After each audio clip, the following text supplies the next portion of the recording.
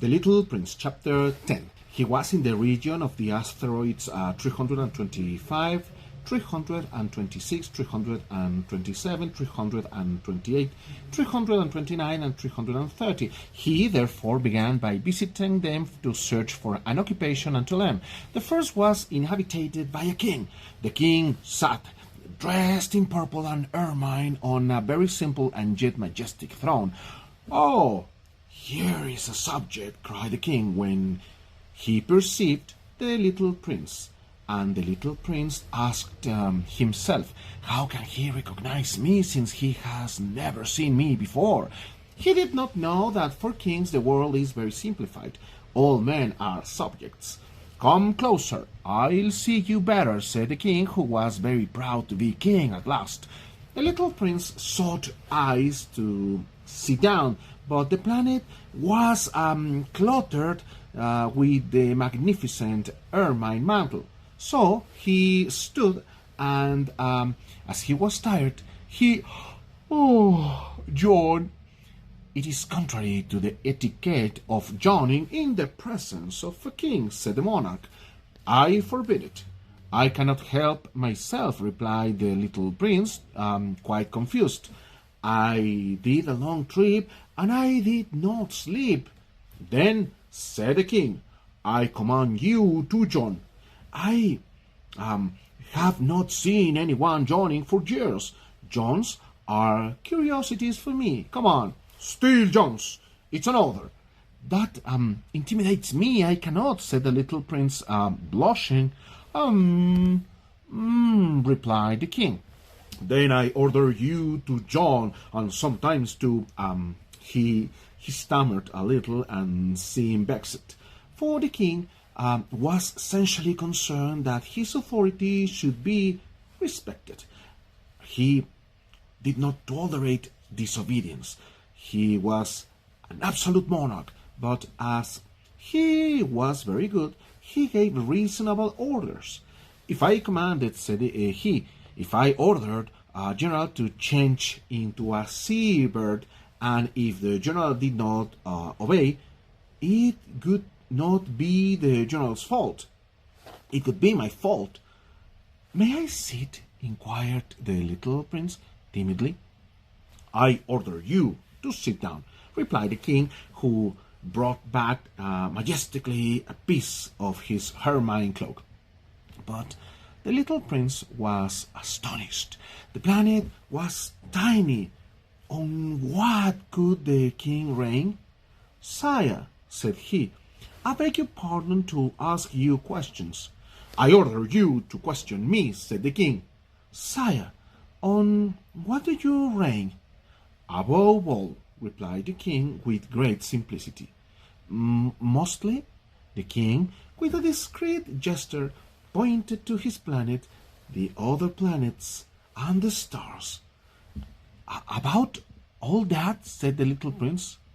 "On all that," replied the king, for not only was he an absolute monarch, but he was a universal monarch. "And the stars obey you?" "Of course," said the king. "They obey at once. I do not tolerate indiscipline." Such a power marveled the little prince. If he had relaxed it himself, he might have been present not at 44, not at 72, or even 100, or even 200 sunsets in the same day to pull his chair. And as he felt a little sad because of the memory of his little abandoned planet, he boldly solicited a favor from the king. "I would like to see a sunset.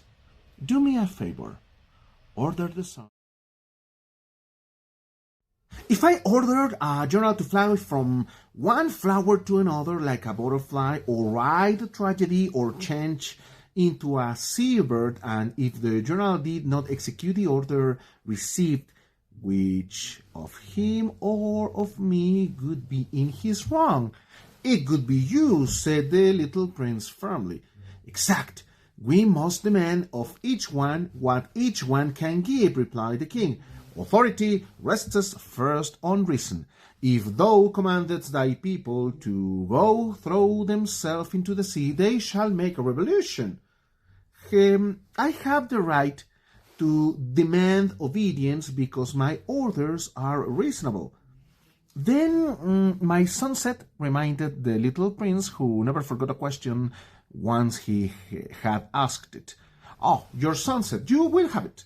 I will demand it, but I shall wait in my science of the government for the conditions to be favorable.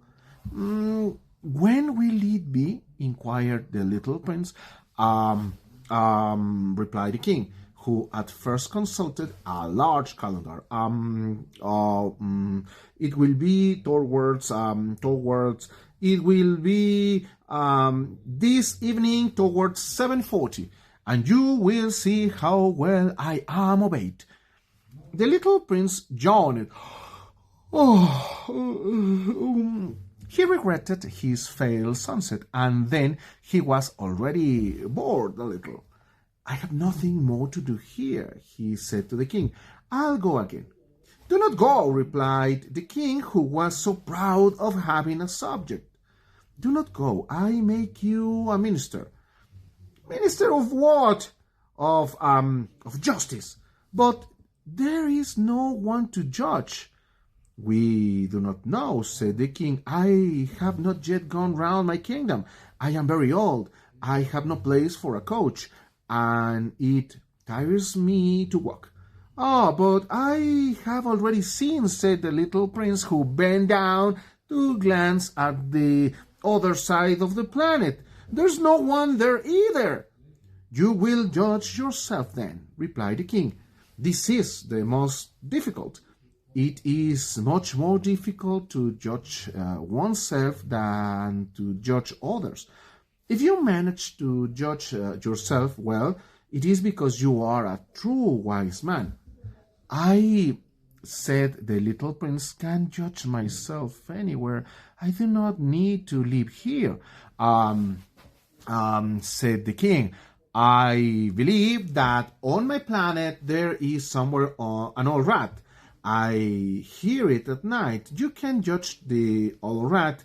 You will condemn him to death from time to time. So his life will depend on your right earnestness. But you will pardon it every time to save it. There is only one. I, replied the little prince, do not like to condemn to death, and I believe I am going.